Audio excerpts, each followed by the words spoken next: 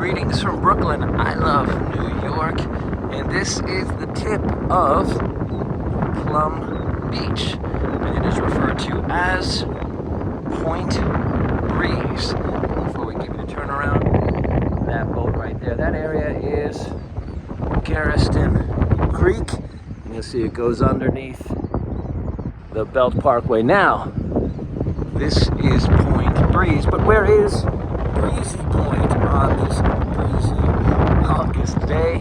Well, right across the way, that would be Dead Horse Bay and Glass Beach. You take Flatbush Avenue over the Marine Parkway Bridge. It'll bring you to Fort Tilden and Jacob Reese Park to the left of the bridge. And you scroll down, past Fort Tilden. And then we are approaching the beautiful community of Breezy Point. We'll see that starting in just a second.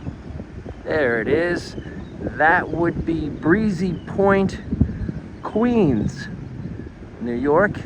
And that is the Rockaway Peninsula of Long Island, but zoned as New York City in the borough of Queens. And we're almost at the very tip of Breezy Point. There it is.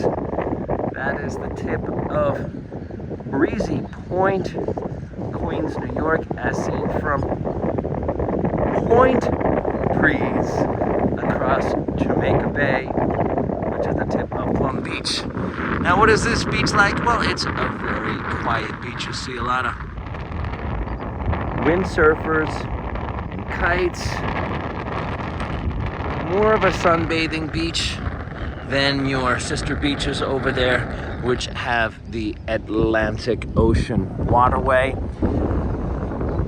I like this beach on a Sunday because it's really quiet, so I've done something big the day before, like yesterday.